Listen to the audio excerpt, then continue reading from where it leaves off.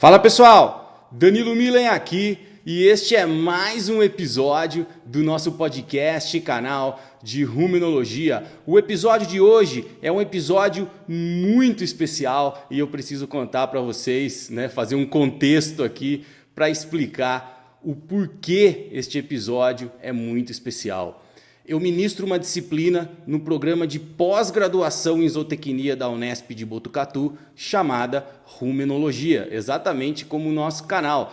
Lá nessa disciplina, uma disciplina para alunos de mestrado e doutorado, discutimos temas de anatomia, fisiologia, bioquímica, fermentação ruminal, microbiologia, ou seja, diversos temas que também discutimos aqui no canal. Obviamente, como dentro de uma disciplina de pós-graduação, os alunos apresentam seminários, papers, fazem prova.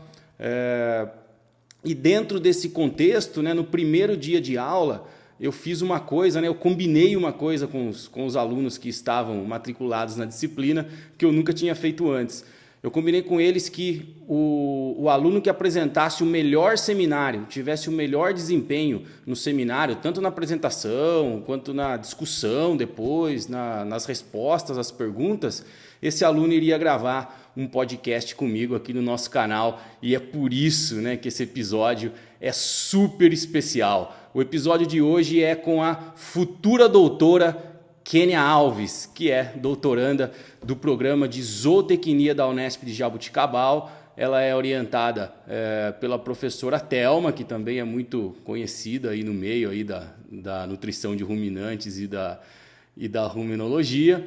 A Kênia teve o melhor desempenho aí na apresentação do seminário dela durante a disciplina, e não foi só eu que disse, porque todos os participantes da disciplina atribuíram notas uns aos outros, e aí computou com a minha nota também, e a Kênia acabou aí vencendo aí com o melhor desempenho. E hoje estamos aqui para gravar um podcast com ela, com a futura doutora Kênia Alves. Bom, sem mais delongas, eu adorei gravar esse episódio com ela, achei que o episódio ficou sensacional. Eu espero que vocês gostem, então vamos lá.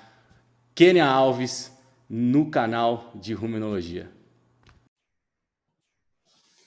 Kênia, seja bem-vinda ao nosso podcast, canal de Rumenologia. Hoje um episódio super especial, como eu já mencionei antes aqui no início, Então, dentro da disciplina de Rumenologia que eu ministro no programa de pós-graduação da Unesp de Botucatu, você se destacou, então a gente está aqui hoje gravando esse podcast para compartilhar, na verdade, conhecimentos, e também saber um pouco do que você fez na sua pós-graduação, do que você está fazendo. E como a gente conversou aqui fora do ar, tenho certeza que vai contribuir muito, vai adicionar muito aos assuntos que a gente já gravou, e já mostrou aqui no canal. Bom, gostaria que primeiramente você se apresentasse para a nossa audiência, e depois a gente conta sobre qual assunto a gente vai falar aqui hoje. Fica à vontade, seja bem-vinda e muito obrigado pelo seu tempo. Eu que agradeço, professor, o convite, a oportunidade de poder falando um pouquinho aqui do meu trabalho. Eu sou formada em zootecnia pela UFMT, do campus de Cuiabá. Em 2017, eu ingressei na pós-graduação da Unesp de Jaboticabal com a professora Thelma. Então, desde o mestrado, eu estou trabalhando com a professora Thelma. Então, a gente está trabalhando essa questão da proteína e vendo como que a gente pode estar associando com a diversidade microbiana. Legal. Então, sobre isso, mais ou menos, que a gente vai falar um pouquinho. E aí, no mestrado, você terminou o mestrado e agora está no programa de doutorado, é isso? Em 2019, Perfeito. Já ingressei no doutorado.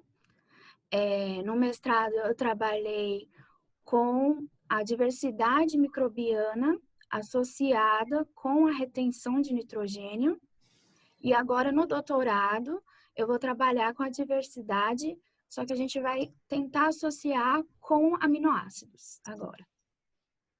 Tá joia, tá joia. Então, a sua orientadora, inclusive, eu tenho que entrevistar ela em algum episódio, né? Não é possível, né? Por favor, professor. Em algum momento a gente vai, né, com certeza, a gente vai entrevistar a professora Thelma Berchielli. Já está convidada, professora. Então, se você estiver ouvindo, né, já está aqui feito o convite, tá ok? Bom, então, Kênia, vamos contar para as pessoas, né? Pela base que você deu, né? As pessoas estão desconfiando que a gente vai falar muito de microbiologia hoje, né? Vamos conversar de bactérias, micro-organismos, né? E eu acho que o nome que a gente deu aqui para esse episódio foi eficiência microbiana, né? Versus eficiência animal, né? Então, falar um pouco do que a eficiência microbiana, como que a eficiência microbiana se interconecta, né, com a eficiência do animal. E aí você falou aí que você desenvolveu nos seus trabalhos, né, no que você fez nos seus trabalhos no mestrado, está fazendo no doutorado, né? E aí você tocou num assunto que eu acho que muitas pessoas não têm conhecimento, né? E que a gente podia, antes de ir mais a fundo, né, antes de mergulhar aqui mais a fundo no assunto, né, a gente fazer algumas definições, né, até para as pessoas, né, ficarem mais confortáveis aqui escutando o nosso papo, né? Vamos definir, o que você acha da gente definir o que seria diversidade e riqueza microbiana? Quando a gente está estudando microbiologia ruminal, é uma das primeiras coisas, né? Antes de chegar lá na bactéria específica que a gente quer, né? A gente pode, né, analisar uma amostra e determinar a riqueza e a diversidade microbiana, né? Então, vamos definir primeiro o que seria riqueza e diversidade? Vamos sim. Primeiro, esses são índices ecológicos, eles são utilizados mais assim em trabalhos que vão mensurar de biologia, ver a questão de animais, essas coisas. Então, é um trabalho que a diversidade ela vai estar relacionada com a abundância e a riqueza daquilo que você está estudando. Então, é a abundância relativa e a riqueza daquilo que o seu foco de estudo. Então, através de modelos estatísticos, as pessoas acabaram definindo índices para a gente medir a diversidade e a riqueza de um ambiente. Então, a diversidade ela vai estar sempre relacionada à abundância relativa. E a riqueza vai estar relacionada à proporção, à quantidade. Eu vou compartilhar aqui, que talvez acho que fique mais Tá fácil ok. Vamos do lá. pessoal entender. Tá, para quem está escutando no Spotify, corre lá para o YouTube, que a Kênia vai compartilhar a tela do computador dela para mostrar aqui um esquema que explica a diversidade e a riqueza microbiana. Vamos lá, Kênia. Deu certo aí o compartilhamento?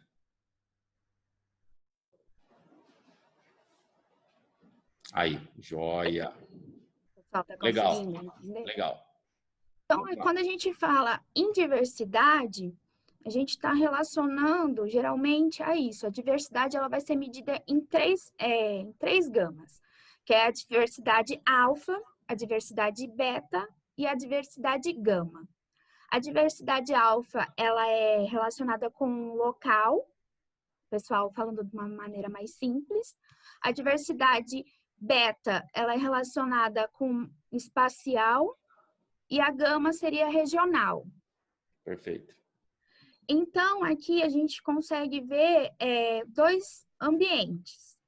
E aí a gente consegue mensurar quantos esse ambiente é diverso e quanto esse ambiente é rico só pela figura.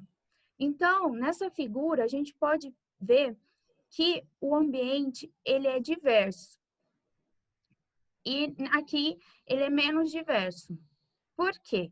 Porque aqui a proporção da amostra que você pegar, ela vai representar o todo de uma maneira mais,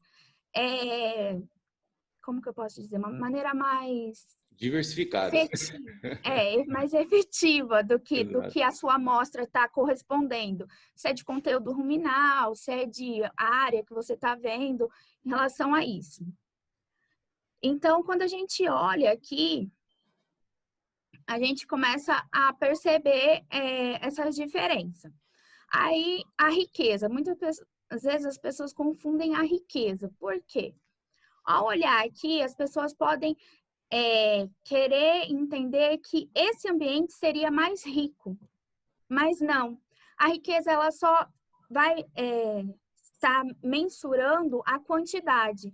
Então, independente se aquele organismo ele aparece uma ou ele aparece duas vezes, ela mensura ele como uma vez só ou duas vezes. Ele não vai mensurar quantos daquele micro-organismos tem presente naquele ambiente, naquele ecossistema ruminal. Perfeito. Então, Então, ok. Então, pelo que você está mostrando, né, Kênia, os dois ambientes eles têm a mesma riqueza, porque eles têm as mesmas espécies. Então, você está considerando ali, você colocou, né? Eu estou assumindo que você colocou o círculo, o triângulo, o X e a estrela, né, para representar o conteúdo ruminal aí de cada um desses animais, né? Então, assumindo, né, que cada um dessas figuras eles sejam, né, um micro-organismo, né? Então, pensando que ele tem cada um tem esses 4 micro-organismos, então a gente tem nos dois cenários a mesma riqueza, mas a figura do lado esquerdo da tela, né, que está aí 25, 25, 25, 25, ela é mais diversa do que a outra. A outra está monopolizada pela bolinha aí que tem 70%, né? Não tem como ser diverso um negócio que, né, um micro-organismo ocupa 70% do nicho, né? isso. Então, Então, quer dizer assim, conforme você pega a sua amostra, há mais chances de você pegar a bolinha do que os outros. Então, não seria uma perfeito, representação, digamos assim, do seu ecossistema, não seria um ecossistema diverso. Então, perfeito. a diversidade ela é medida por dois índices, que é o índice de Shaw e o índice de Simpson. Então, eles vão medir a diversidade. Essa é a riqueza. Riqueza é Chow e Simpson, né? Diversidade, riqueza é Chow. Ai, desculpa. É, Chow Nossa, e eu falei. Simpson, que é invertido, É né? Shannon, é Shannon, Shannon e Simpson. Isso mesmo, professor, desculpa, ok. tô nervosa. Imagina. E aí, aqui, a gente consegue ver a diferença nessas duas figuras. O que seria a diferença da riqueza? Porque mesmo Legal. nessa figura aqui, tendo menos proporção desse micro-organismo vermelho, digamos assim, ele é mais rico em relação ao outro, porque o outro não tem esse micro-organismo. Agora, beleza. Ok. Acho que agora está bem claro para as pessoas entenderem, né? Que quanto mais micro-organismos tiverem, mesmo que tenha um só, né, Kenny? Mesmo que tenha Mesmo que várias tenha um só. espécies, tem um montão de espécies naquele líquido ruminal, mas tem várias espécies que têm pouquíssimos representantes, né? Que ocupam aí representam, né, em termos de abundância relativa, menos de 1%, às vezes menos de 0,1%, muitas vezes, né, da população, mas eles contam como né? Como uma população inteira. Eles são aqueles representantes solitários, né, daquela população, então acaba sendo um meio ruminal mais rico mesmo. Tanto é que tem estudos que às vezes vão apresentar esses dados, eles acabam juntando esses micro-organismos que correspondem menos que um para ficar num gráfico mais limpo, digamos assim, na hora Sim, de apresentar os resultados. sim, com certeza. Com certeza. Legal, muito bem. Acho que tá muito clara a diferença entre diversidade e de riqueza microbiana, né? Acho que usualmente, né? Usualmente compartilhando um pouco da experiência que a gente tem, né? Usualmente animais que estão em pasto, né, ruminantes em pastejo, né, ou seja, estão no ambiente que eles evoluíram, né? O ruminante ele é herbívoro, ele evoluiu comendo capim, não evoluiu comendo ração, né? A gente que inventa de dar grãos, né, farelo de soja, milho, né, para os animais, né? Então, o ruminante ele tem uma maior riqueza na hora que ele está consumindo o alimento que ele evoluiu para comer. né? Então, os dados são muito claros em termos de riqueza microbiana, que animal em pasto tem uma maior riqueza do que o animal confinado, por exemplo, né? E esse é um dos motivos, né, Kenner, que animais confinados ou que comem dietas de alta energia apresentam distúrbios metabólicos, né? O que é o distúrbio metabólico, na verdade, né, do ponto de vista microbiológico? Você tem uma disrupção do padrão de fermentação normal. Por que tem uma disrupção? Porque você mexeu na microbiota, você tirou alguém de lá de dentro e colocou outro, né? Tirou alguém que era benéfico e colocou outro que era maléfico, né? Ou seja, os produtores de lactato, né? Você tira quem consome lactato, tira quem degrada fibra e coloca quem produz lactato, dando um exemplo assim, né? Bem extremo, né? A gente sabe que tem outros, mas só para exemplificar em relação à diversidade e à riqueza, né? O animal confinado, ele é um animal que ele tem um rumen menos rico, né? Ele é o da direita, né? Onde algumas espécies sobressaem, né? Porque o pH cai e aí muitas espécies perdem atividade, saem do meio, e outras se sobressaem, que é o que acontece com o animal confinado, né? Ele tem muitas bactérias, a gente não pode deixar de falar isso, né? O animal confinado chega a ter uma população até 10 vezes maior do que um animal em pasto aí, né? Tô sendo generalista agora, mas né, aumenta muito, né, o número de micro-organismos no rumen, mas é um meio ruminal menos rico, né? Então mais sujeito, né, a ter disrupções. Eu arrisco a dizer também, professor, que o animal, quando ele é confinado, ele acaba apresentando também bastante bactérias que não são classificadas ainda, que não foram identificadas, que Perfeito, acaba dificultando um pouco mais quem estuda, quem trabalha com isso. E também sendo uma oportunidade, né, para estar perfeito. vendo o que acaba acontecendo ali naquele micro-organismo. Perfeito, né, Kenia? Quando a gente sequencia a microbiota, né? Antigamente, né, eu costumo falar assim, né? No início da década de 2010, né? A gente conhecia aí 50% dos micro-organismos do rumen, né? As amostras que a gente sequencia aqui na Unesp, né? Eu tenho uma variação aí de 70, 75% de micro-organismos identificados, ou seja, tem 30%, 25% que sai lá não classificado. O sequenciador, o MI-seq, ele solta o resultado assim. A única coisa que ele fala para você é assim, esse DNA aqui é de bactéria, mas não classifica nem filo, nem classe, nem família, nem ordem, nem gênero, nem espécie, né? Ele só para no reino, para bactéria, acabou, não vai dali para frente, porque não sabe que micro-organismo é, né? Então tem muita coisa para a gente estudar ainda, né? A gente está pensando em manipular a fermentação ruminal sem conhecer 100% da microbiota, né, que vive no rumen dos ruminantes que a gente trabalha, né? E acaba que dificultando. Tanto é que no nosso trabalho, no meu trabalho de mestrado, o terceiro grupo, em maior proporção, foi o grupo que não foi identificado. E a gente estava vendo em relação à retenção de nitrogênio. Então, acaba também dificultando isso, né? Com Porque, certeza. tipo assim, você sabe que ele está ali, ele vai influenciar numa característica que é onde nós, nutricionistas, vamos trabalhar, que é melhorar a eficiência do animal em utilizar um nutriente e a gente não sabe o que está acontecendo realmente, né? Perfeito, perfeito. Você imagina quando a gente conversa de manipulação da fermentação ruminal e coloca um aditivo lá, ionóforo, ou seja, sei lá, um óleo funcional, qualquer coisa que seja, que vai mexer na microbiota. Você pode mexer, obviamente, em micro-organismos que você conhece, mas certamente esses aditivos acabam mexendo nesse 1/3 aí, ou nesses 25% da microbiota que a gente não conhece. E aí, né? Tenho certeza que muitos dos resultados variáveis que acontecem nos experimentos, né? O cara usou um aditivo, estava esperando uma resposta, veio outra. Ou a resposta não veio na magnitude, né, que o cara esperava, né? Que o pesquisador ou a empresa esperava. Tenho certeza que muitos desses efeitos podem ser atribuídos vamos dizer assim, ao dark matter do rumen, né? Aquela parte que a gente não conhece, né? Aquela parte escura, né? que a gente ainda não tem ideia de quem está lá, né? E de como trabalha, né? O que fermenta, né? Ela Então, faz, o que ela acaba produzindo. é, É bem louco, né? Se for imaginar assim, não, com o que certeza. está E aí, acontecendo. exato. E aí, né, Kenia, você imagina que hoje as pessoas acham normal, né? Usar um montão de aditivo, né, numa dieta de alta energia, tal, mas o que a gente está fazendo ao pé da letra quando a gente usa o aditivo? Você coloca um monte de energia, um monte de concentrado, você diminui a riqueza do seu meio ruminal, né, do meio ruminal do animal. Esse animal ele vai ter um meio, né, obviamente menos rico e com maior potencial de disrupção. Aí você coloca um monte de aditivo para fazer o quê? Para não deixar que bactérias que façam essa disrupção se sobressaiam. No caso das Streptococcus bovis, Lactobacillus, um montão delas aí, né? Então, a Acaba gente cria o problema e tenta amenizar depois, né? isso.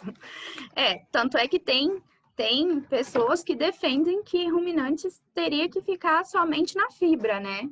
Eu tive Claro. contato com esse tipo de pessoas que defendem que não, que o ruminantes é para ele estar trabalhando somente com a fibra, porque é o que ele foi selecionado.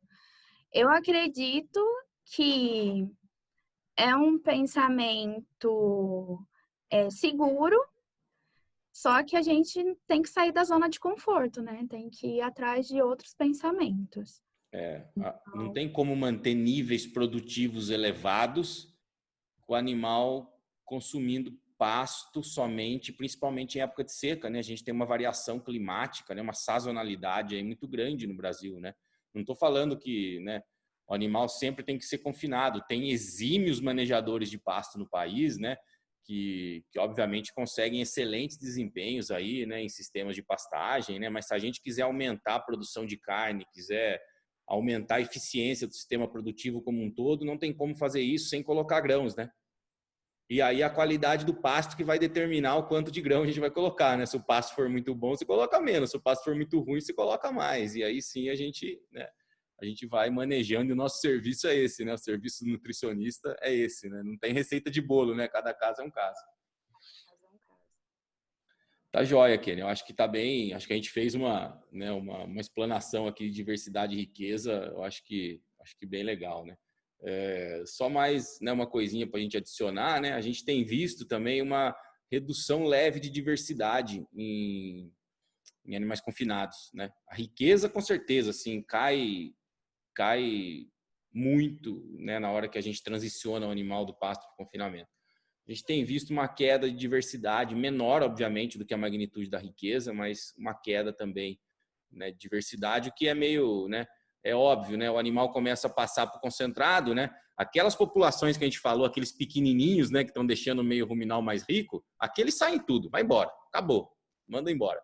E aí aqueles grupos maiores um pouco, né, principalmente bactéria que degrada a fibra, né, em pH mais baixo, né, eles acabam sendo depletados, né, ou acabam reduzindo a sua população por o ambiente não estar tão confortável, né, tá mais inóspito para eles, né.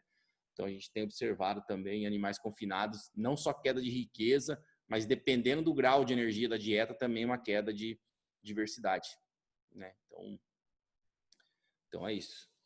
Legal. Bom, eu acho, Kenny, que ficou muito bom esse assunto. Acho que a gente podia, né, passar aí para o nosso outro assunto, falar de eficiência microbiana, né? Colocar uma definição também de eficiência antes da gente entrar, né, no trabalho aí que você vai apresentar para a gente, né, que vocês desenvolveram aí em Jabuticabal sobre relação da microbiota com retenção de nitrogênio, né? Acho que é um assunto muito legal para a gente falar aqui, né? Mas acho que isso envolve eficiência microbiana, né? Acho que a gente podia falar um pouco, né? Definir aqui, trocar uma ideia, bater um papo sobre eficiência dos micro-organismos. O que você acha? Sim, sim. A eficiência microbiana, a gente mensura ela, sempre mensurou ela relacionada com a, a quantidade de proteína microbiana que ela ia gerar por carboidrato fermentado. Então, a eficiência microbiana, ou a eficiência, quando a gente fala em relação à eficiência, Ai, desculpa, professor, tinha esse trabalho aqui, mas depois eu deixo o link se o pessoal quiser ver. É um Tá. trabalho mostrando a relação à diversidade que teve diferença e um outro trabalho que eles não mostraram que não teve diferença, que era eles mostrando animais mais eficientes e menos eficientes, que não teve diferença nesses índices de diversidade e riqueza. Aí depois deixo o link para o pessoal dar uma lida. São bem interessantes os dois trabalhos. Então, assim, sempre a gente relaciona a eficiência com a quantidade, com a relação de energia de carboidrato e proteína e como o micro-organismo vai aproveitar aqueles carboidratos daquela proteína, né? Porque a gente sabe que o ruminante, ele vive em simbiose com esses micro-organismos, né? Ele Perfeito. acaba sendo beneficiado pelo que eles produzem. Então, a eficiência está relacionada a isso. Então, assim, a gente, para mensurar a eficiência, os trabalhos sempre foram feitos relacionando, você precisa de um animal canulado, que ele vai ser canulado no rumen, ou dependendo se você vai avaliar fluxo de proteína microbiana, que chega no duodeno, vai ser canulado no Lá duodeno. do Odeno. A gente sabe que hoje em dia é difícil trabalhar, tá conseguindo aprovação para fazer esse tipo de cirurgia, tá ficando mais Sim. complicado. As pessoas que não são do meio acabam não entendendo, né? Elas acham que o animal sofre, e acaba tendo uma visão errônea, às vezes, de um animal fistulado. O animal fistulado, ele tem os cuidados que a gente tem que ter com ele, né? Sim. Mas ele vive uma vida relativamente normal, né? Desde que bem feita a cirurgia, né, Kênia? Desde que a pessoa que fez a cirurgia, né, o período pós-operatório, né, seja Se bem ele teve uma boa seguido. recuperação, essas Exato, coisas né? O todas. animal vive assim, normal, né? E assim, o pessoal acha que o bicho sofre, né? E na verdade não é nada disso, né? Esse animal vive mais tempo que os outros, né? Eu costumo falar assim, né? Os nossos animais canulados, né, que eu tenho aqui, tem 5 anos já, né? Os que a gente abate depois do desempenho, que vira carne, nem 2, né? Abate antes de 2 anos, né? E os canulados são os que Acaba que mais a gente vivem, normalmente, E né? acaba que a gente pega até um pouco mais de amor também nos canulados, que você Exato, né? acaba tendo que manejar muito ele, né? Então você acaba tendo aquele sentimento. O animal fica muito manso, né? Ele Fica, normalmente vira um animal de argola, né? Aquele que você, né? Ele te obedece, ele fica muito manso, né? Ele te reconhece, né? Então, com certeza. Né? Então só para a gente recapitular, né, querendo a gente entrar aí em como mensurar, né? A eficiência microbiana, basicamente, né, é quanto de proteína microbiana o micro-organismo consegue produzir por grama de carboidrato fermentado, né? Você colocou um montão de nutrientes lá dentro do rumen e falou assim, ó, se vira.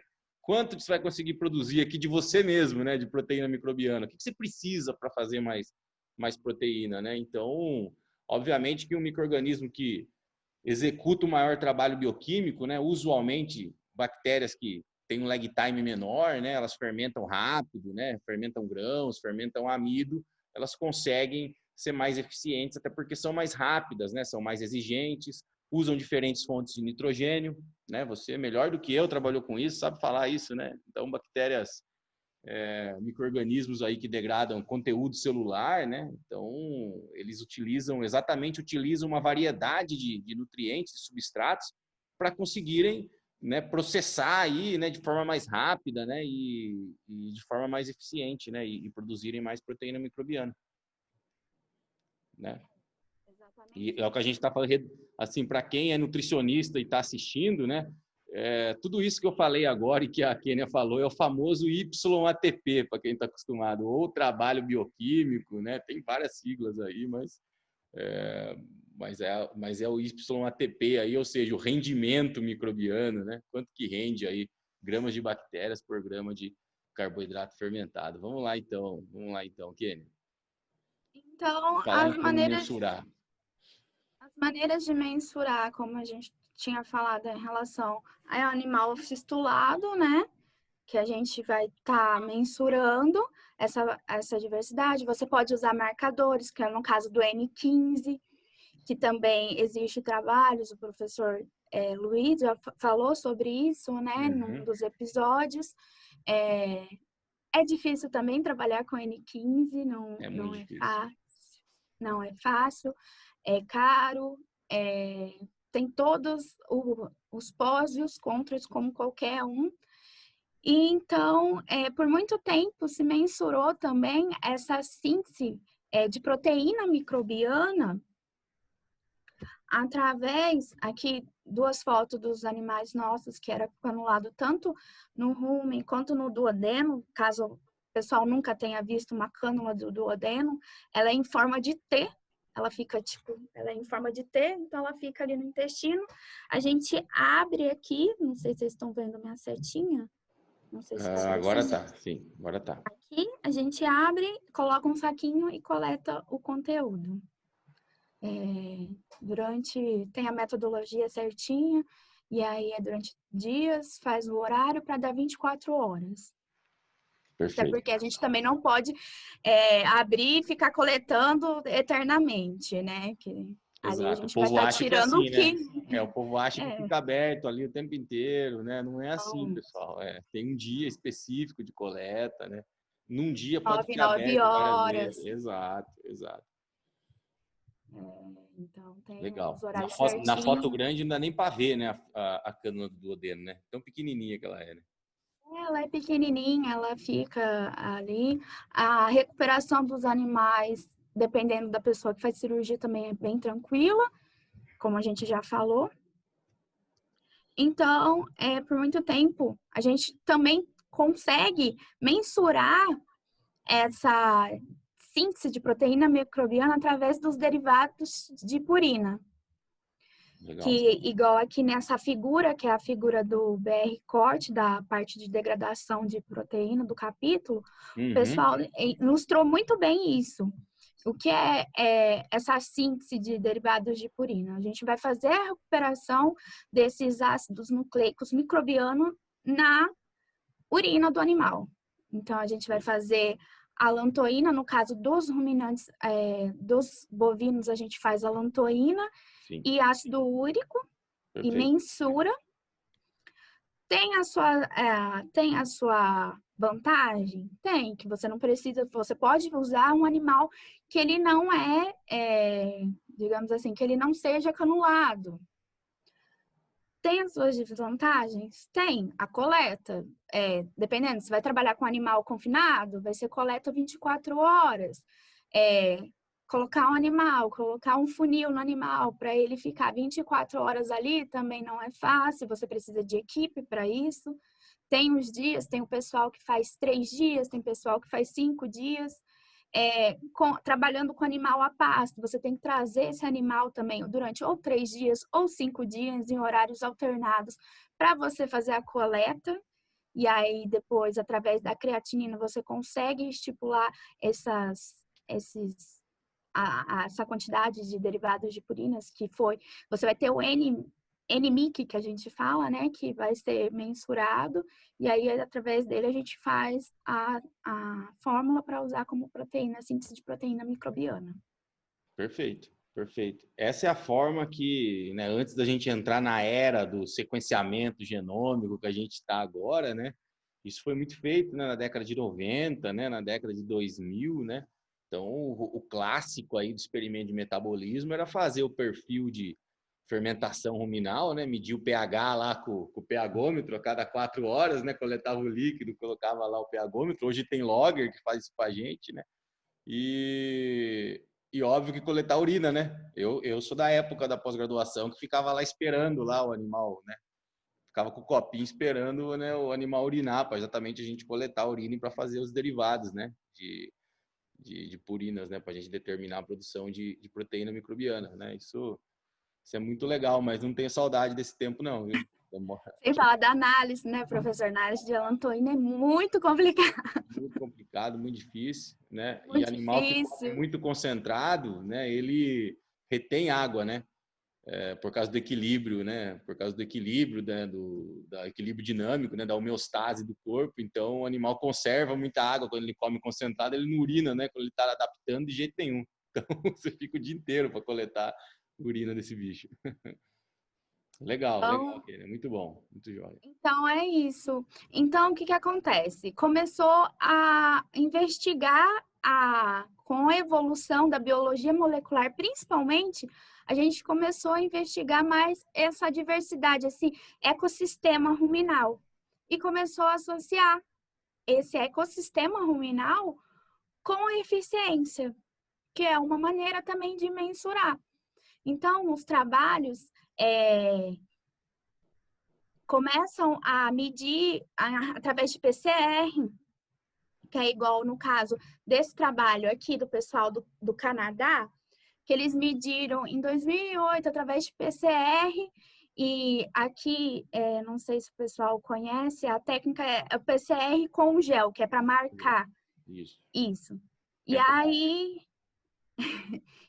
eles acabaram identificando que os animais que eles eram menos eficientes, eles tinham mais similaridades entre as bactérias que teriam ali, mas eles não sabiam quais bactérias. Então, assim, começou ali a relacionar a eficiência alimentar com a microbiologia. Nesse trabalho aí, qual que é o mais e o menos eficiente? Qual que é o gel ou a coluna? Professor, aqui ele mostra, no trabalho, ele mostra os animais que são mais Eu estou vendo eficientes, que agora são high e com low. H, H e isso, low. Ok. Ok. e os menos eficientes.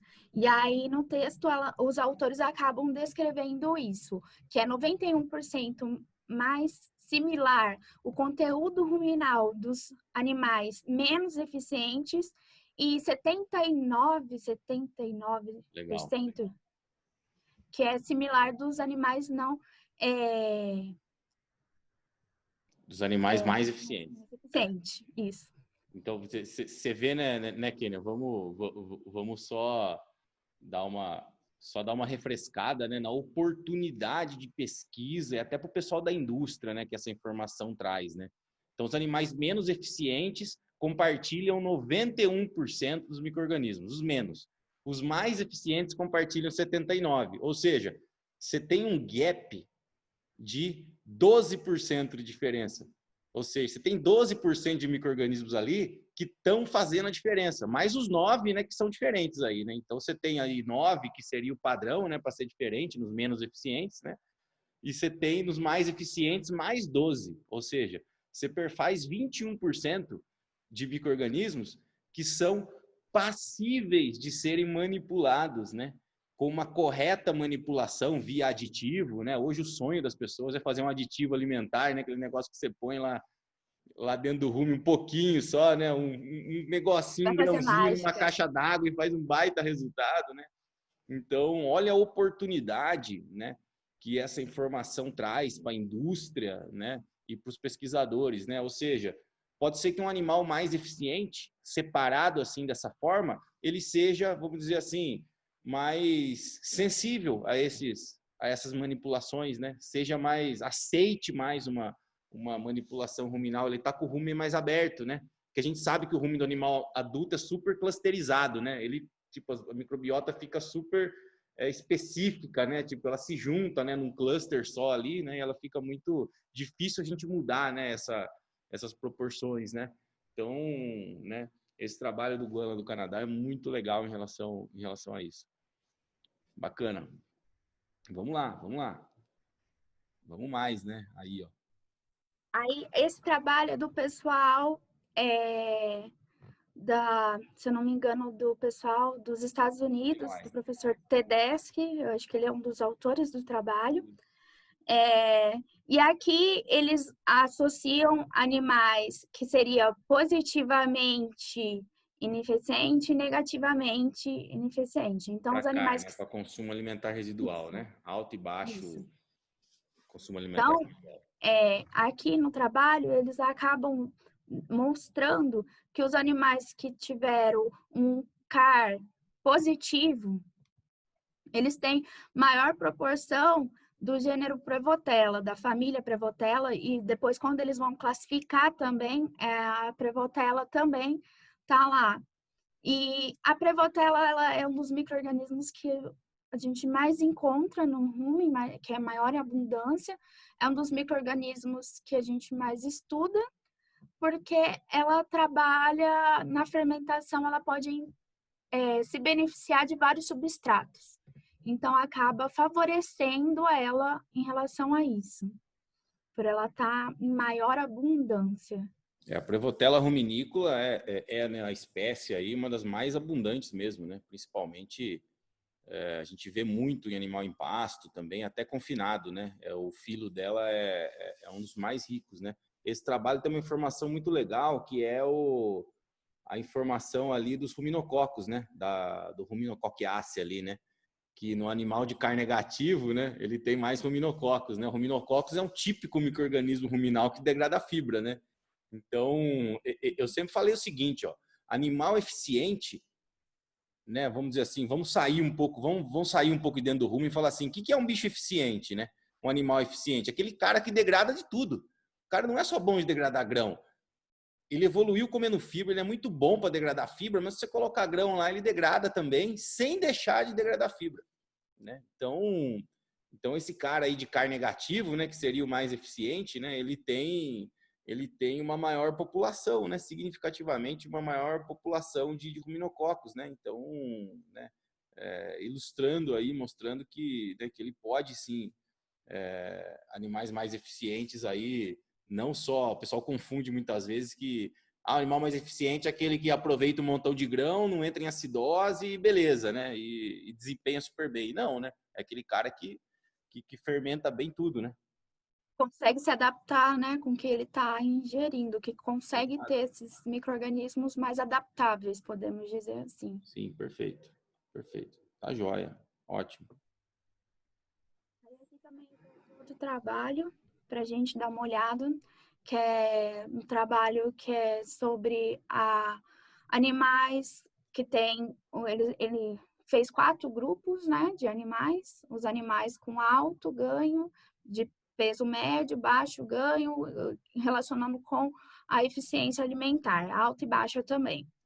Então, aqui, quando eles foram ver em relação à proporção dos filos desses micro-organismos, desses 4 grupos de animais, eles acabaram percebendo que o filo Firmicutes ele está em maior proporção nos animais que tiveram maior ganho.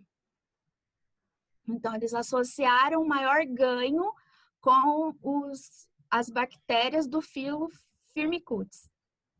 Então, é bem interessante também, que aí começa, como a gente começa a ver a evolução, né, do estudo. A gente começou lá em 2008, o pessoal só conseguiu identificar a similaridade. E a partir do avanço das tecnologias empregadas, principalmente nesse tipo de estudo da biologia molecular, acabamos que a gente consegue ter, acaba que a gente consegue ter uma melhor respostas do que a gente está buscando num animal mais eficiente e compreender melhor esse ambiente ruminal. Não, perfeito, perfeito. Eu acho que é legal de ver esse gráfico, é assim, né? Não precisamos entrar em detalhes de bactérias aí, componentes de cada filo, né? Mas a oportunidade que se enxerga aqui é realmente essa variação, né? Entre animais que, né, nas 2 primeiras colunas, né, que tem ganhos de peso alto, né? E nas 2 últimas que tem ganho de peso mais baixo, né? A gente vê que as faixas, visualmente, elas mudam, né? A proporção aí de firmicutes, de bacteroidetes, né? Eles mudam, né? Exatamente por causa da eficiência dos animais, ou seja, tem relação, né? A gente já sabe hoje, né? Que tem relação entre desempenho e microbiota, a gente sabe disso, né? Então, aquele animal que ganha mais peso, né? Que talvez produz mais carcaça, ele tem grande chance de ter uma microbiota diferente daquele que ganha menos peso, que é menos eficiente, né? Então, obviamente que a gente precisa estudar mais isso, né? A gente falou no começo desse episódio que a gente tem 30% aí ou 1/3 da microbiota que a gente não conhece, né? Então, manipular isso é um desafio, né? Fica cada vez mais difícil, mas a ciência, a literatura mostra, né? Que a gente já tem essa diferença, a gente já sabe que tem diferença de microbiota nesses animais. Então, cabe a nós agora aí né, ir mais a fundo, né, estudar com em mais detalhes aí essas populações que estão fazendo a diferença, né, Kenny? Então não é só aumentar o filo, né? O filo está muito longe da espécie ainda, né? O filo lá E cai para família, ordem, classe, né, gênero, né, até chegar na espécie, né? Então tem muita coisa aí no meio do caminho, né, para a gente identificar e ver quem que está fazendo a diferença, né? no estudo ele acaba abordando mais nesse trabalho, acho bem interessante, se o pessoal quiser dar uma lida, também recomendo um bom trabalho para o pessoal dar uma lida, que ele acaba abordando ah, as proporções de bactérias, do gênero e família que ele acaba encontrando no sequenciamento dele. Legal, legal. E aqui, também animais com alta e baixa eficiência. E aí, esse estudo, eles relacionaram que os animais que tiveram alta eficiência, eles apresentaram maior proporção do filo das bacteroidetes. E os animais, quando eles tinham maior proporção dos filos das arqueobactérias, eles relacionaram com os animais menos eficientes. Então, aqui é para a gente lembrar que a produção de metano acaba deixando o animal ineficiente, mas é uma coisa natural que acontece. Essa produção de metano ela acontece para continuar tendo um equilíbrio ali no ambiente ruminal. Só que ela acaba sendo associada com um animal menos eficiente. E aí eu achei bem interessante, esse estudo é recente. Achei bem interessante trazer ele para a gente dar uma lida sobre isso. E para mim aqui tá pequenininho, os dois gráficos, os dois plots da direita da tela são as metanogênicas? É a Methanobrevibacter, é isso? Calma aí, professor. Ai, aqui, foi. Isso. Essas daqui Essas são são as as Tá, são as metanogênicas. legal. Então, em animais menos eficientes, eles têm maior presença de metanogênicas. Muito bom. E aí lembrar, eu sei que vai ter gente que vai perguntar depois, então vamos falar, né? O Firmicutes aí, ó, que tá dando mais alto também, né? Vamos falar algumas espécies que estão dentro do Firmicutes, Clostridiums, Lactobacillus, Megasfera, Selenomonas, estão tudo dentro aí dos Firmicutes, né? Então não que todas essas espécies são aumentadas, né? Quando o filo está aumentado, né? Por isso que eu estou falando, né? Você tem que chegar na espécie para ver quem que está colaborando mais, né? Então pode ser lá que você, lactobacilos, né? O pH está super alto do rumo e você não tem lactobacilos lá dentro, né? O Firmicutes está alto, você não pode falar que é por causa do lactobacilos, né? Exatamente isso. Ok, então, mas é muito legal, muito bacana, bacana. E aí o mais eficiente tem mais bacteroidetes, né? Beleza, aqui, tá ótimo. Aqui, professora, eu já começo a associar com a eficiência de retenção de nitrogênio. Porque o que é eficiência de retenção de nitrogênio? Eu já taquei um trabalho e vou falar um pouquinho o que é, né? A eficiência de retenção de nitrogênio. A gente sabe, quando a gente vai estudar a eficiência de retenção de nitrogênio, que os ruminantes eles são classificados como animais de baixa eficiência de retenção de nitrogênio. Isso ocorre principalmente pela modificação que acontece no ambiente ruminais. Então, existem estudos que falam que animais ruminantes, eles conseguem ser eficientes da proteína que ele ingere do alimento em 25%, ou seja, 70% dessa proteína acaba sendo modificada, ou ela acaba, se ela tiver em excesso, ela é perdida muitas vezes através da urina. Então, a eficiência de nitrogênio está associada a isso. Então, hoje em dia, a gente tem os não ruminantes que o pessoal já trabalha com aminoácidos específicos.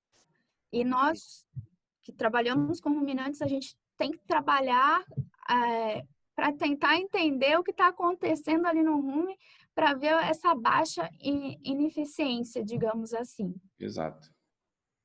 Então, esse trabalho aqui, ele é bem interessante. O que eles fizeram? Eles pegaram o bisão do pessoal do Canadá também, eles pegaram o bisão e eles inocularam o conteúdo do bisão em animais, e aí eles fizeram a coleta um dia depois, antes, um dia depois e 27 dias depois. Então, aqui eles acabam identificando que os animais apresentaram uma melhor eficiência, uma maior retenção de nitrogênio, e eles acabaram classificando nesse micro-organismo que eu destaquei aqui para todo mundo ver.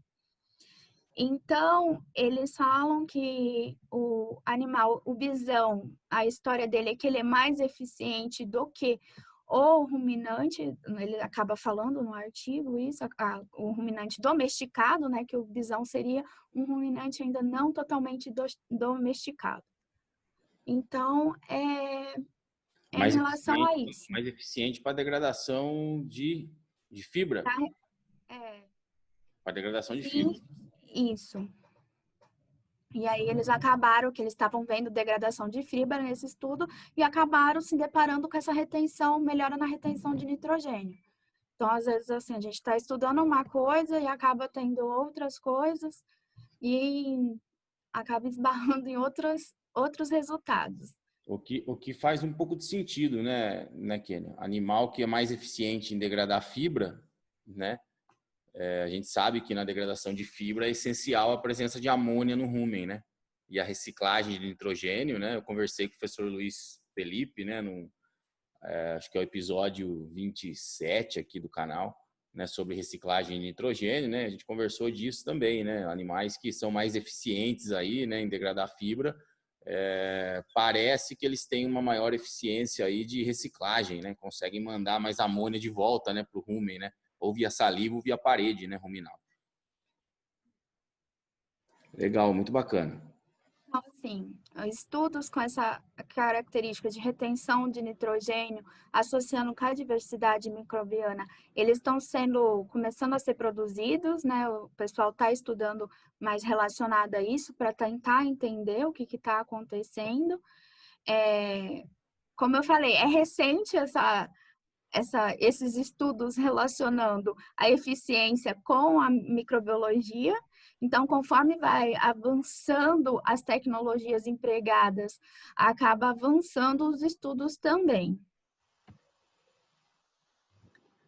Aí, aqui é os dados do meu mestrado, são dados que a gente ainda não publicou. Opa, E são dado não publicado é legal, hein?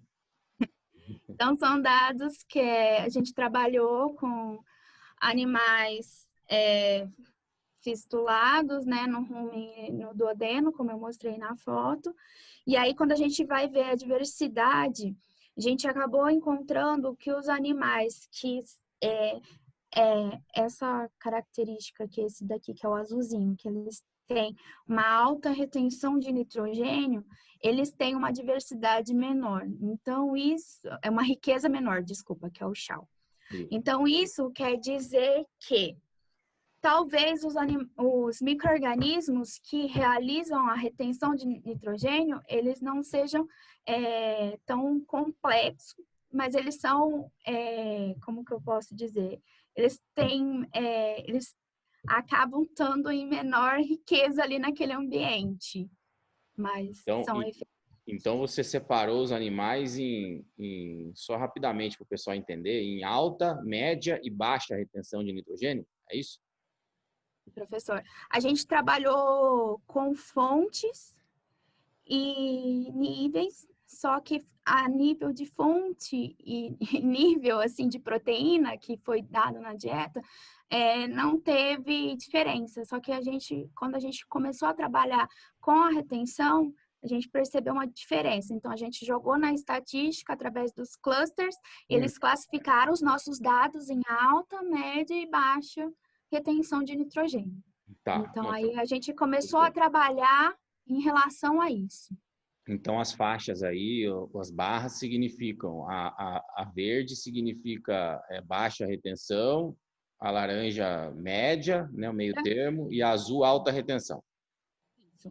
Para os outros índices, não teve diferença, só teve diferença no índice de Shaw, que aí é aquilo que a gente falou. O índice de Shaw, ele acaba medindo a riqueza que aí o índice de Shaw-1, ele acaba medindo a riqueza, tipo assim, tem ou não tem? Porque o índice de Shaw, ele pode ser dividido em dois, né? Ele é Shaw-1 e Shaw-2. E aí o Shaw-2, ele trabalha com se tem, qual a quantidade que tem, e o Shaw-1 trabalha só se tem. Você sabe que esse dado seu de riqueza, né, Kenny, ele é muito legal e eu acho que ele é super condizente com o seu Chow Richness aí, né, que é a riqueza que você achou aí nas últimas barras, né? Como a gente falou no início aqui desse episódio, né, lá no comecinho, né, animais que saem do pasto e vão para o confinamento, né, eles ficam com o meio ruminal menos rico. A gente falou isso, né, diminui muito a riqueza, né? E a gente sabe também, né, fazendo um paralelo, né, que animais que mais reciclam nitrogênio são aqueles que têm uma maior disponibilidade de energia fermentável no rumen. Quanto mais energia tiver disponível para fermentar no rumen, mais ele recicla, né? Então, assumindo que, assim, sem saber a dieta que você forneceu, sem saber nada disso, né? Animais com uma menor riqueza, né? Que supostamente, depois que você classificou, clusterizou aí, também pode ser animal que comeu mais energia, pode ser animal que aproveitou melhor essa energia, né? Ou que aproveita mais a energia no rumen e com certeza precisa reciclar. Até porque o mecanismo de reciclagem de nitrogênio, quem quiser saber mais, pode assistir o episódio 27, né, com o professor Luiz Felipe. Lá no fígado, ele está em função da quantidade de energia que chega no fígado, ou seja, de propionil-CoA. Depende de propionato ser produzido lá no rumen, depende do propionil-CoA, né, que vai ser resultante desse propionato, né, e parte, né, disso, né, faz parte do ciclo da ornitina, que é o ciclo da ureia, né, de fazer reciclagem. Então, o propionato que sai do rumen lá via fermentação não é 100% transformado em glicose, né? Uma parte dele é utilizado, né, exatamente como fonte de energia aí para fazer rodar o ciclo da ornitina, né? Então, além de precisar de nitrogênio dentro do rumen, você também tem colaboração nesse sentido, né, de propionato no fígado, né, aumento do aporte de energia no fígado que faz, né, realmente a reciclagem aí, né, a roda da reciclagem girar, né, no fígado. Eu acho que o seu dado está perfeito. Eu acho que ele vem de encontro, né, com o que se tem na literatura por enquanto, né? Eu espero isso mesmo. Um meio ruminal um animal que retém muito nitrogênio, né? É um animal que tem uma fermentação excessiva. E se ele tem uma fermentação mais excessiva, né, quer dizer que ele é menos rico, né? Você acaba depletando algumas bactérias de lá. É bem isso mesmo, professor, que a gente que a gente acabou discutindo já dos outros trabalhos que a gente veio falando aqui ao longo do episódio, né? Então, o interessante é isso. E aí também a gente conseguiu associar a abundância relativa, né, com alguns gêneros. Então, os animais que foram classificados como alta retenção, eles tiveram a maior abundância desses gêneros de micro-organismos. E tiveram uma correlação, quando a gente fez uma correlação com a excreção de urina, aí eles tiveram uma correlação negativa com esses micro-organismos. E aí, quando a gente associou com a baixa retenção, maior proporção foram esses micro-organismos, como a gente falou, questão da Prevotella, ela acaba estando em várias partes, usando vários substratos da fermentação, e teve uma correlação positiva com esses micro-organismos aqui de baixo. Ou seja, uma correlação positiva quando o animal excreta mais urina, tem mais proporção desses micro-organismos. E quando ele excreta menos urina, tem mais proporção dos micro-organismos que a gente identificou. Isso é interessante porque é interessante que a gente começa a ver que esses micro-organismos, quando a gente foi procurar estudos relacionados para ver como que a gente poderia identificar, porque é muito novo essa relação, tipo assim, não foi feito um estudo tipo de metabolismo da bactéria para mim afirmar uma coisa. Então, a gente teve que procurar estudos em ambientes anaeróbicos e ver mais ou menos o que estava relacionado. Então, esses micro-organismos do alta retenção de nitrogênios, eles estão associados com a fixação do nitrogênio em ambiente anaeróbico, seja ele no solo, seja ele no intestino do cupim, e os que estavam relacionados com a baixa retenção de nitrogênio são os micro-organismos relacionados com hiperprodutores de amônia, e é isso. Tanto que marcou ali o Peptostreptococcus, né? Peptostreptococciaceae, né? Que é uma, né? Tá entre as superprodutoras de amônia, né? Aí, então, utiliza aminoácido pra caramba, né? Joga, né? Um monte de coisa pro intestino, então, bem coerente, ficou bem legal, bacana. Daí, esse estudo aqui, ele é mais recente, ele foi publicado ano passado, e ele é bem legal, porque eles pegaram e fizeram o sequenciamento em relação à eficiência, o fenotipo, eles falam, mas pode falar a eficiência de retenção, de utilização do nitrogênio no rumen, no abomaso, no jejuno, no colo e no seco de cabras. E aí eles foram vendo, um trabalho bem interessante para o pessoal dar uma lida, e eles foram vendo como que foi abordando durante o trato gastrointestinal inteiro, né? Essa eficiência de nitrogênio. Tem uma grande... Então, eles acabaram percebendo que os animais que no rumen é onde acontece a maior eficiência de retenção de nitrogênio, porque tem maior proporção dos micro-organismos que estão relacionados a isso.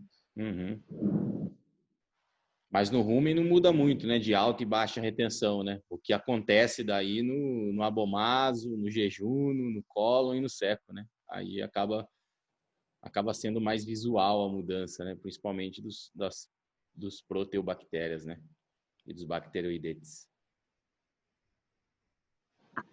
Aqui, eles fizeram um PCR com alguns micro-organismos que eles queriam identificar.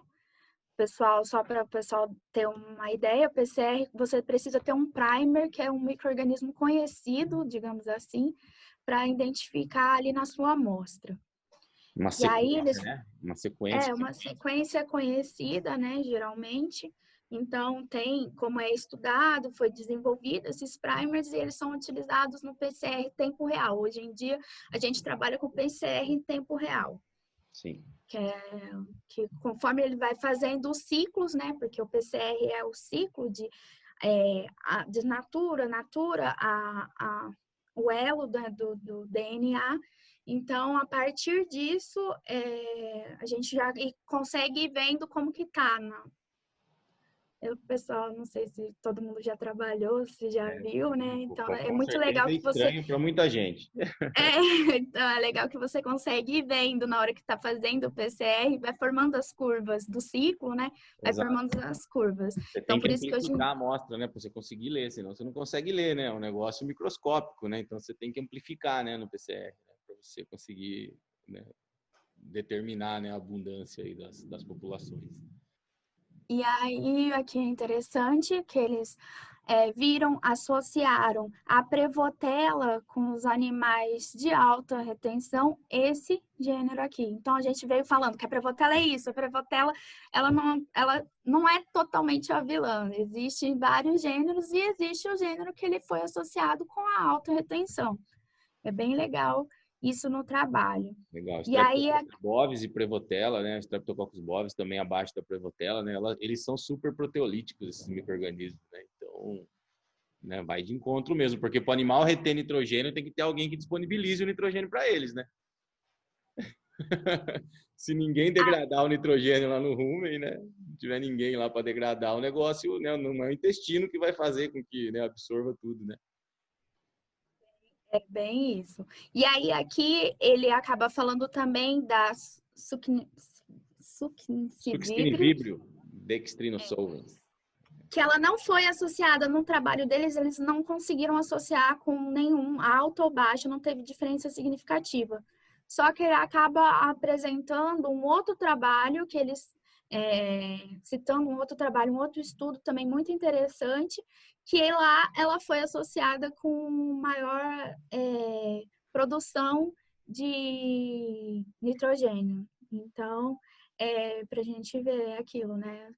Cada caso é um É, caso. Então, é quando muito a gente bacana. faz um estudo, é interessante a gente jogar todos os dados que a gente tem para estar disponível ali, né, na comunidade, para você falar assim, olha, meu recurso, eu cheguei até aqui, então daqui você pode pegar e ser, tipo, base para outros estudos. E é Com interessante certeza. é isso. A succinivibra, ela é super degradadora de amido, né? Ela degrada amido pra caramba, né?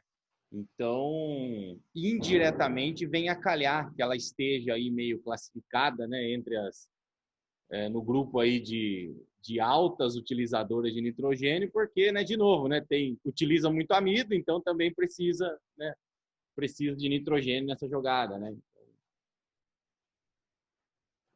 E, por último, eles fizeram uma correlação com os micro-organismos com o local de coleta. Então, assim, eles viram que quando coletou os micro-organismos em relação à retenção ou à eficiência de nitrogênio, no jejum, eles todos foram relacionados negativamente com a retenção de nitrogênio. E aí é um dado bem interessante. Interessante. E no seco, eles acharam somente 3 micro-organismos, né, que foram correlacionados.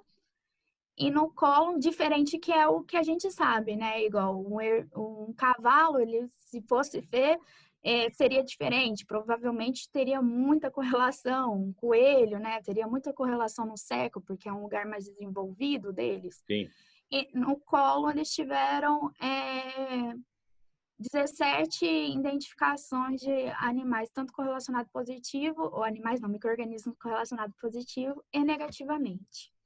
Então, assim, é um estudo bem interessante. Eu acho que se o pessoal quiser dar uma lida, porque também estuda a interpretação, né? Às vezes eu posso ter interpretado e as pessoas podem interpretar de outro jeito. Eu acho interessante o pessoal dar uma lida, assim, nesses estudos. Legal, legal, Kenan. Então, a oportunidade que surge, né? Essas bactérias no rumen aí que foram correlacionadas positivamente com a retenção de nitrogênio, né? Elas podem, então, novamente falando de oportunidades, né? Para a indústria, né? Para o meio científico, né? Serem mais exploradas, né? Exatamente para tentar manipular a fermentação, né? De uma forma benéfica, né? Muito legal, muito legal. E aí eu acho que aí depois, pessoal, a Kênia vai me passar aí os trabalhos que ela mostrou aí, os gráficos, as figuras, eu vou colocar todas as referências aí na descrição, tanto da descrição do episódio no YouTube quanto no Spotify. Beleza? Kênia, a gente falou que ia conversar um pouquinho só, já estamos há mais de uma hora conversando, né? Meu Deus! Papo muito bom, né? Fica, né? A gente passa a hora e quando vê já, né, já estamos aí já há mais de 60 minutos. Tá ótimo. Kenny, eu agradeço muito pelo seu tempo. Acho que a gente falou de vários assuntos aqui, né? Mas falamos muito de microbiologia associada aí com animais de diferentes sistemas, né? Com eficiência. Eu acho que foi muito legal o que você trouxe para a gente, né? Você teve um desempenho super destacado na disciplina, né, de rumenologia, né? Então, eu acho que, né, hoje o pessoal está assistindo, escutando esse episódio, né, da Kênia, aluna de doutorado, né, zootecnista, aluna de doutorado, mas daqui a um tempo talvez eles vão, né, voltar nesse episódio e ver, olha a doutora Kênia lá, né, quando estava na sua, né, quase aí completando sua formação como pesquisadora lá, conversando com o Danilo, né? Então, acho que foi excelente. Obrigado mesmo pelo seu tempo. Eu desejo muito boa sorte para você aí no restante do seu doutorado, né? Que você atinja seus objetivos, aí se torne, né, uma pesquisadora, né, não, né, de alto nível, né, não, né, para trabalhar onde quer que seja, na universidade ou na indústria aí, né, no meio privado, mas você tem muito potencial para isso e tenho certeza que você vai ser muito bem sucedido. Obrigado mesmo pelo seu tempo. Agradeço os elogios, professor. Agradeço pela disciplina ministrada. Recomendo o pessoal fazer, né? Porque às vezes o pessoal fica com, meu Deus, eu vou tomar um B, mas eu recomendo, O professor, né? dá B mesmo. Pessoal, às vezes, né, na pós a gente tem muito medo, às vezes, de fazer as disciplinas por conta disso. A disciplina, como foi falado, né, eu ganhei por causa de um mini seminário que a gente fez. Confesso que eu falei, gente, não acredito. O professor me tirou totalmente da minha zona de conforto nesse mini seminário, não esperava o resultado, porque existia micro-organismos. Eu falei assim, não, eu me apresentei, eu falei, ele vai me dar um micro-organismo, certeza que ele vai me dar um micro-organismo. Eu tenho certeza disso, que ele vai me dar um micro-organismo, alguma coisa relacionada com a retenção de nitrogênio. Aí vem um aditivo. A minha estratégia é sempre essa, viu, Kênia? Por isso que no começo da disciplina eu pergunto com o que vocês trabalham. Aí, na primeira apresentação, eu dou um negócio totalmente diferente, que é exatamente para tirar vocês da zona de conforto. É tudo totalmente, né? Tira totalmente da zona de conforto. Exato. Mas eu fico muito feliz, agradeço pelo ensinamento e pelas pesquisas que está fornecendo de alta qualidade para a gente, que ajuda muito. Imagina, um prazer. Obrigada. Imagina, obrigado você. Sempre um prazer interagir com vocês, né? E também tenho bastante interação com o grupo aí que você participa, de Jabuticabal, né? Sou muito próximo aí da professora Thelma, então com certeza vamos trocar aí muitas figurinhas ainda né, no futuro próximo. Tá bom? Temos uma qualificação e uma defesa, né, professor? Tá bom, me convida. Se você não está traumatizado ainda, me convida. Sinta-se convidado. Tá joia. Obrigado pelo seu tempo, viu, Kênia? Boa sorte, né? E tenho certeza aqui que esse episódio aqui vai ser sensacional para a nossa audiência. Obrigado demais.